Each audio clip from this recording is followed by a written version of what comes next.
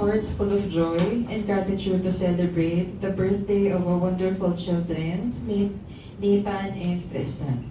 Thank you for the gift of life, for the gift of Nathan and Tristan, and for bringing us all together, family, classmates, and friends, to share in this happy occasion. We ask for your blessing upon this celebration. Fill this room with laughter, fun, happy memories. Keep all the children safe as they play and enjoy the activities. Bless the food we are about to eat and bless the hands that prepared it.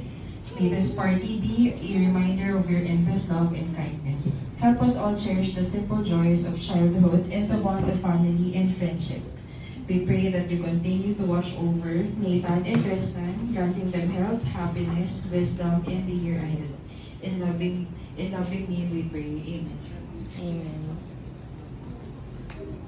Ayan, thank you so much, Ruby. And of course,